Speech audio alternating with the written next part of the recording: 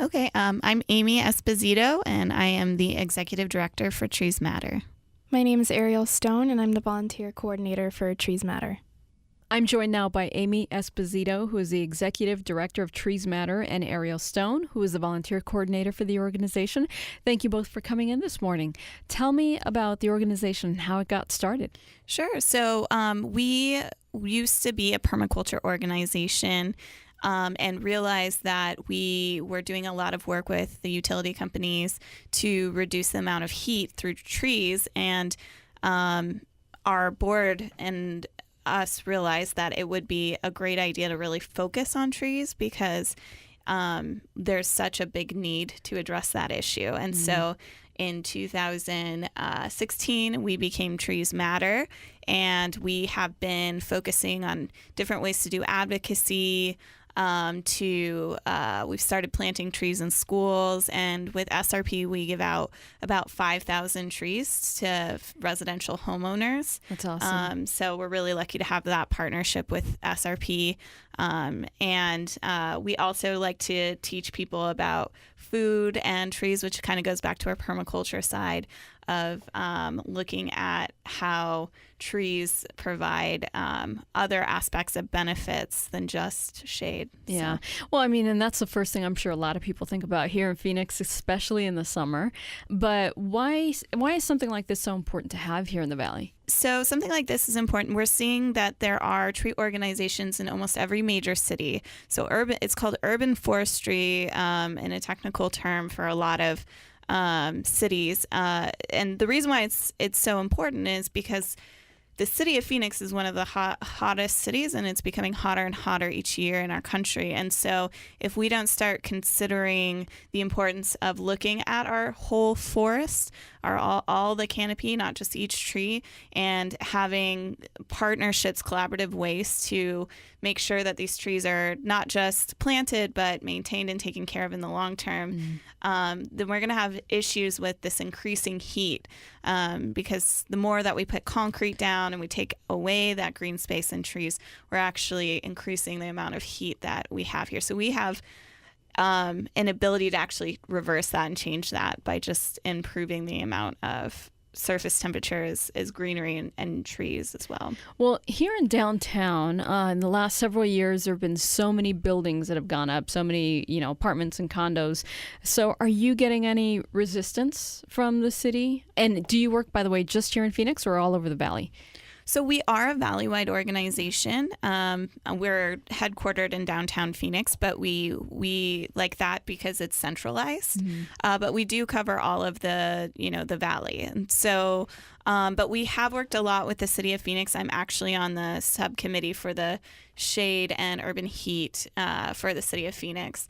So the biggest thing that we're trying to figure out with the city of Phoenix, and I think Tempe is really taking an initiative in a few other cities to address the issue, is looking at, incentivizing developers to provide more shade and more trees, but also requiring that once that whether it's a 75% shade tree coverage around, walkable areas, how do we make sure that they continue to have those trees, that there's a way to check up on it? And then the city of Phoenix is also investing more in the streets department and putting their own in areas where they control the land, putting more trees in, and same for parks.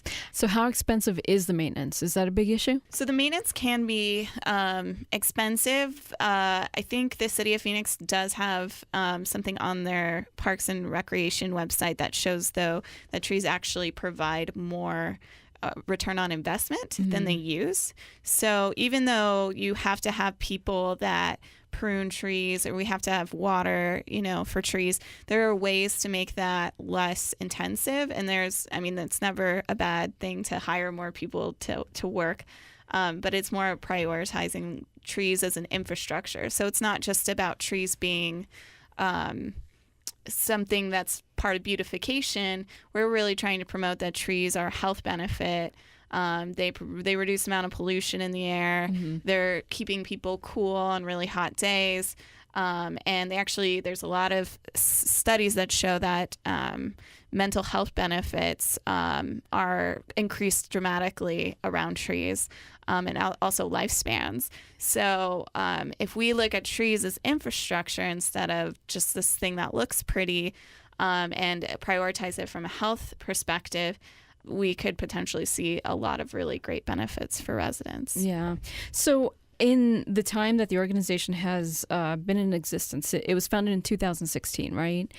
We were founded originally in 2007, but as a tree organization in 2016. So what changes have you seen in that time? I've seen with the city of Phoenix, they've hired on a horticulturist for the streets department, and they've invested more funds, a significant amount of funds. The horticulturist I was speaking to the other day said they're planting 3,000 trees this year just for streets.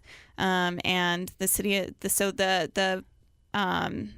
city manager at Zucker has actually prioritized funding for trees. So there's been enough push from citizens that council and the city manager have prioritized trees in the budget. They also have a transportation plan where they're getting a lot of money that they can actually put funds towards.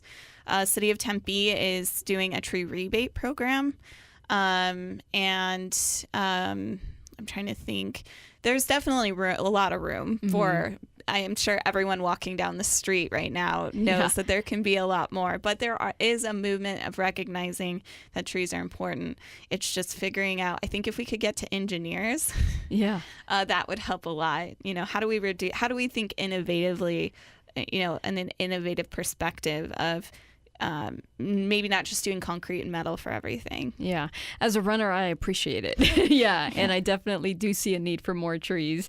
Tell me about some of the programs you had. I was reading on the website, you have the Utility Shade Tree Program. That's with SRP, right? Mm-hmm. You have the Urban Food Forest and Trees for School. Yeah. Ariel, do you want to talk a little bit about the program? Sure. Yeah, I can talk about our programs. So, our biggest program that we have is the SRP Shade Tree Program, which we partner with SRP to put on. And the whole purpose of this program is to almost every single month of the year, we go out into the community and distribute hundreds of free shade trees to residents all across the valley.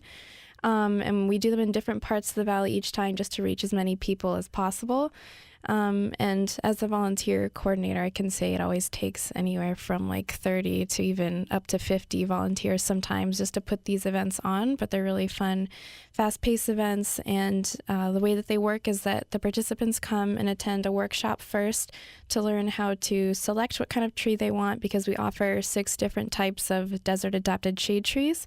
And they learn how to plant it and care for it long-term. And then afterwards, they come outside and we distribute the trees to them, and it's this whole big assembly line distribution process. It's a really fun event. The volunteers really enjoy doing that a lot. And it's a great program that we have, and it's definitely our biggest one. And for this, the participants basically have to have something to transport the trees and also plant them themselves? Yeah, so they do have to plant them themselves in their yard. So there's 2 kind of requirements, I guess, of the participants. They have to be an SRP customer, and they have to actually have their own yard. So they can actually plant the trees. It can't be like an apartment, anything like that, of course. They just come and they pick up the trees themselves. They can get up to 2 free trees for their home, and they just take them home with them. I love that. Yeah, they're pretty small trees. They're 5-gallon trees, but they grow pretty fast. They're selected for that purpose. And another great aspect of the program is it reduces the amount. We prioritize planting trees in certain areas, so it reduces the amount of electricity used. Because a lot of people don't realize that when you have AC running, it actually blows hot air out. So while you're sitting in your house, cooling down your house, you're making it hotter outside. Right. So if we can find ways to reduce the amount of AC you actually need to do by planting a tree that cools the house, blocks the sun, you're reducing your bill, but you're also reducing the amount of heat you're putting out. So. And these trees, you said, were desert adapted trees? Yes. So what kind of trees are those? So those would be mesquite varieties, like thornless mesquite, native mesquite. We have thornless palo verde, desert willow, willow acacia.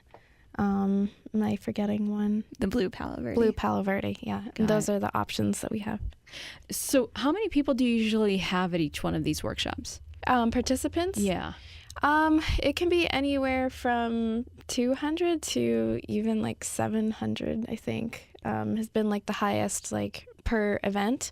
And it's split up into 2 different workshops. We have like an 8 a.m. and a 10 a.m., but total altogether per event, it's in between that area. That's awesome that many people are wanting to plant trees. Yeah. Okay, so tell me about the urban food forest. Sure. So that one is more of a fun kind of community event. The whole goal of that program is to educate the public on the function of trees as a means of food.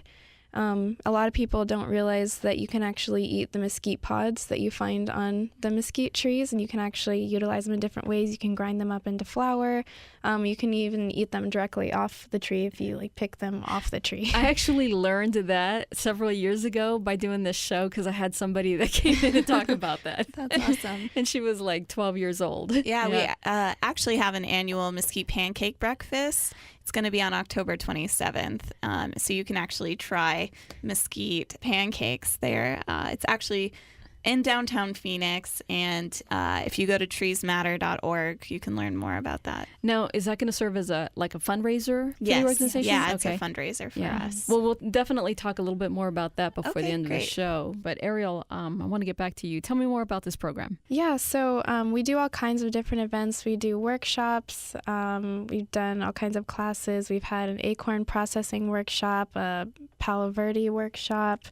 We have a mesquite processing workshop, which is always one of our more popular ones. And then we have the mesquite pancake breakfast coming up, which Aimee was just talking about. So those are kind of fun to get people to come together, and people always like to get together to talk about food and try different samples of things. So that's always a really fun learning experience for everybody to, gather around and learn about that special function of trees. And is this open to anybody in the public? Mm-hmm. Do they sign up online for it? Yeah, we usually advertise it through our social media, on our website, different things like that. Usually if there's like a ticket price, we'll label that right at the front too, so you can see how you can actually participate, but anyone's welcome to join. I'm joined this morning by Aimee Esposito, who is the Executive Director of Trees Matter, and Ariel Stone, who is a volunteer coordinator. And we're talking about some of the programs that you offer. Now, this one sounds really cool. Trees for Schools. Yeah, Tell me so about that's that. actually our newest program that we have. We're really excited to be building that one more. The name kind of is self-explanatory. We want to get more trees planted in different schools around the valley. Focusing on middle schools is what we've done so far. The most recent one that we did back in May at Hudson Elementary planted 13 different trees in the schools in their playground yard area, and they had virtually no trees there at all. So it's really neat. We had the students participate in planting all of the trees, which is something that we make a point of doing at all of these plantings, because we think it's important for them to understand the process of planting it, so they feel more of a connection to actually being there and watching the tree grow and caring for it long term and learning the process of how to take care of it.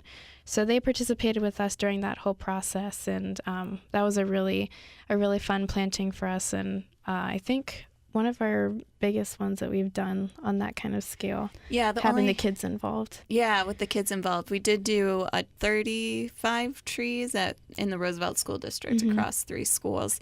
That was kind of like a pilot, and we worked with the maintenance team to teach them about tree planting. And as opposed to having the kids involved. Yeah, so we're still figuring it out, but we have an application for people who want to nominate their school for the program. Right now we're trying to find funding so we can do more and more projects, and we prioritize schools that may be in need either financially or from a tree perspective. Yeah. I didn't grow up here, so I can't imagine what it's like for these kids to go out to the playground when it's 110 degrees outside or hotter. Yeah, it's a big issue, and you're starting to see a lot of shade structures going up over playgrounds. I read a study through ASU that it's more likely for kids to be exposed to severe burns from playgrounds than for professionals out in the field because it gets so hot, and so the playground materials get so hot. So yeah, it's really important, and we really try to make the planting process fun for the students and show them, this is what a tree will look like when it's large, if there are other trees to show there. And they really do love the program, and it's in the future creating this really outdoor classroom space for them. Now, this week specifically, with monsoon and how many trees came down during this week, have you gotten more requests or people inquiring more about the organization? So yeah, I think it's always interesting in the summer because you have two aspects of trees. You have one where people think about how hot it is and why trees are important for that. But then you have the frustration of these huge storms and trees falling over, and a lot of that has to do with bad maintenance practices or watering close or not deep enough so that the roots are grounded in. Sometimes it's just a lot of wind and you can't. Right. So that being said, if we prioritize trees as an infrastructure, we have to consider, just like when our electricity is very important, but like if any infrastructure breaks, you try and account for how often that happens so that you're replacing by either making sure that there's more trees or at least enough so that we're not losing so many trees every summer. That's why I love what you're doing with the utility shade tree program, where you actually teach people how to take care of their trees. Right. Yeah. That's extremely important to us. We are not the type of organization to encourage plantings if there isn't going to be a maintenance aspect, a follow-through aspect. Yeah. We even have a resource through Facebook. It's a Facebook group called Ask an Arborist, and it's managed by Trees Matter, and anyone can go and join the group. We do have one question, like, do you live in the valley? Because it's gotten so popular that people from other parts of the country go on there. But we have a certified arborist. We have 2 volunteer arborists that actually teach that you can post pictures of your tree, because a lot of times when the tree is not doing well, if you can catch it early enough and figure out what's wrong with it, it has a better chance of doing better and surviving than if you don't know who to ask and you don't know how to fix it, and then it dies, and then you have to replace it, and it's expensive. So we're trying to find ways to get people to ask questions, or even if they're curious about what kind of tree is that, they can take a picture of it and ask an arborist. This is on your Facebook page? It's through our Facebook page. It's a group. So you join the group. We also have it on our website, but it's a little easier through Facebook. So what do they just search Trees Matter on Facebook? Yeah, you can search Ask an Arborist, managed by Trees Matter. Trees Matter Arborist. It'll probably pop up. Well, earlier you mentioned that you're looking for more funding to be able to provide the Trees for Schools program, right? Yeah. So let's talk about donation opportunities, or what other funding do you receive? Yeah, so we have been working hard to increase independent donor relationships. So we have succeeded. We did do a small campaign in April for Arbor Month to raise some money for Trees for Schools, and we met our goal. We actually went over. It was a $4,000 goal, right? And then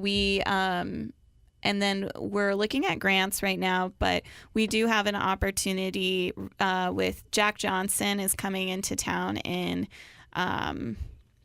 August, and he has a nonprofit that matches every dollar that we get up to $2,500. So if people go to our website, treesmatter.org, and donate now, we'll actually put you in a raffle to win tickets to the concert, and your money will be doubled. So that's really awesome. Exciting thing, because that's up to $5,000 for us to spend planting trees in schools, putting on these workshops. Like we did a really fun pecan harvest at the farm in South Mountain, and we were able to offer it for free.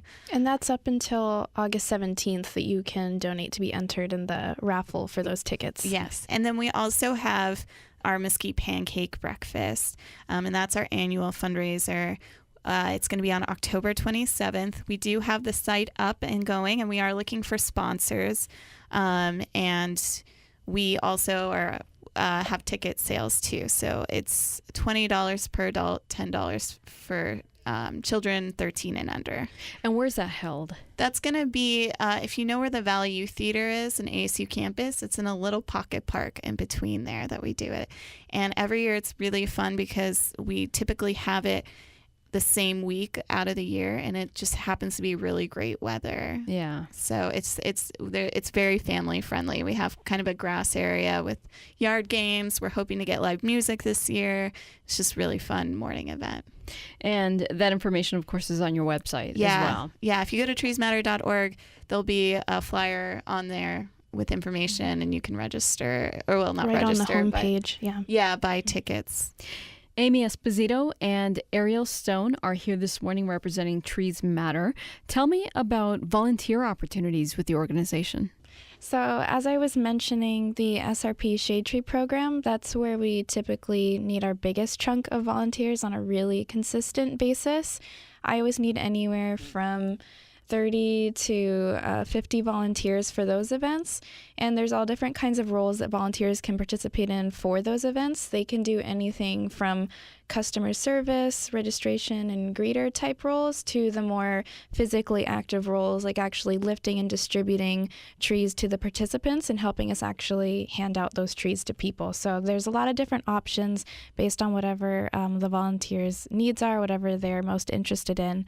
So that's a really great way to get involved, and that's a really consistent opportunity that we always have. Mm-hmm. And then we also have administrative opportunities as well, working with us in our office downtown. We always need a small group of volunteers to help us just prepping event paperwork before our events that happen monthly. So helping us in that way is another way, another opportunity that we have on a consistent basis as well.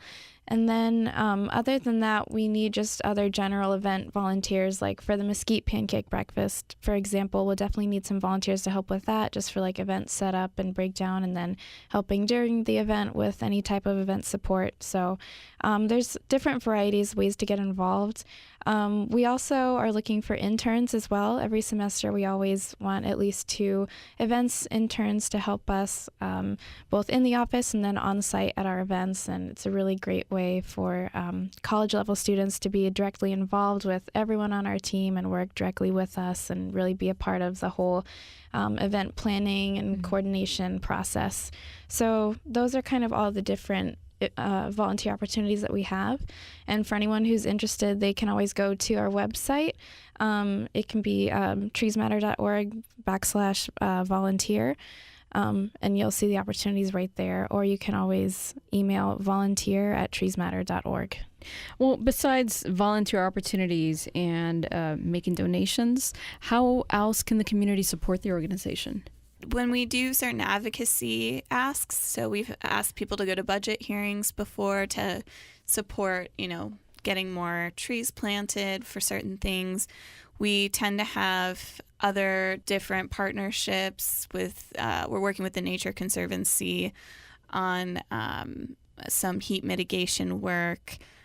So there's different ways that, we may have a call to support us, or if you're from another organization that you think there's a complementary partnership with what we do. We love working with other groups. We've worked with Audubon, Arizona. We did a fruit tree pruning class with the Mesa Urban Garden. It's just so much fun to work with other groups than just to work on our own. So what's in store for the future of the organization? Is there anything that you're not doing yet that you'd like to incorporate into the organization? Yeah, as someone who's extremely passionate about our mission to inspire and promote increased tree canopy across the valley, I have a lot of ideas. Yeah. I wish I had a lot of money to match those ideas. One thing that I would love to do, and something that we might be doing in the future, at least on a very small scale, is citizen forestry work. So having specialized volunteers that can help us with planting projects, potentially being able to go out. We're starting to get more and more requests to do small workshops for different neighborhoods or groups. We'd like to develop an advocacy page so that people can go and learn what they can do. And there's more of a resource than just emailing with us. So if you have an HOA, here are the different ways to influence your the way they hire their contractors. Or if you work for a city, here's the city official you should be talking to, those sorts of things. So that's something that may be in the works. I've loved the idea, and I've talked to different cities about, but it's kind of expensive, is doing a community tree inventory program. And that's kind of an education piece. And what you would do is you would have community members being able to go out and track trees and report them. There's a lot of major cities that do this, and it gives a little bit of transparency to the community, and it also gives an opportunity to report when trees are missing. And it gets people engaged in the process of thinking about trees. So kind of that idea of, what kind of tree is that? I'll look on the inventory and you can see, or getting students outside to track their school trees or their neighborhood's trees. But there's a lot of, for that one, it is expensive because there's a lot of management needs and technical needs for that. So it's on your wish list, though. It's on the wish list, yes. But I think the citizen, supporting, more plantings with skilled volunteers is something that could be more realistic in the near future. Well, I love what you guys are doing. Is there anything else you want to let the community know about the organization? I guess as volunteer coordinator, I have to give a little shout out to our volunteers. We have really amazing volunteers who work with us constantly, and we really couldn't do anything that we do without their help. We're really unique in the fact that we're such a small organization. So as we were mentioning earlier, we're very much volunteer powered, and we couldn't do any of the events and programming that we do without their help. So they are very much appreciated, and we love working with them all the time. They're really wonderful people, and we would love to keep growing our family of volunteers. So anyone who is interested in volunteering, who may be listening to this, please don't hesitate to reach out, because we'd love to have you help out. I would just like to, basically let people know that we are a resource, and if you have any questions, you can email info@treesmatter.org. I am extremely passionate about trees, and no question is too small. We're happy to try and connect you with whatever resources we can, because we believe that if you can be excited about trees and engaged as a community, we can really make a huge difference. Yeah. And you have a resources tab on your website as well, right? Where Yes. people could find out more. Yeah, we have a resources, so that's where you can see the Ask an Arborist. We're going to hopefully have a tree directory soon. And then we have a blog that that has some topics that are available as well. All right. What's the website once again? It's treesmatter.org. Well, one last question before you go. I don't know why I didn't think about this earlier, but when is the best time to plant a tree? Oh, yeah, that's a good question. Good question. Yeah, so the best times, not right now. The best times to plant a tree are either in the spring or the fall. The reason why we don't plant in the winter is because there can be freezes, although we didn't have much of that this past winter. The spring is typically really good for desert trees because they love the heat in the summer, and you get all that monsoon rain, so they'll grow a little faster than over the winter. But either time is a good time to plant trees. And this would be something you could ask the arborists, right? You can, yeah. And at our workshops, if you do come to an SRP workshop, we do have Ask an Expert, which is similar. Some of them are arborists, some of them are master gardeners, which we love our master gardeners too. And they give you lots of advice on, if you don't get enough of what you need in the workshop, you can get specialized advice from them too. Aimee Esposito is the Executive Director of Trees Matter, and Ariel Stone is the Volunteer Coordinator for the organization. Thank you both for coming in this morning. Yeah, thank you so much for having us.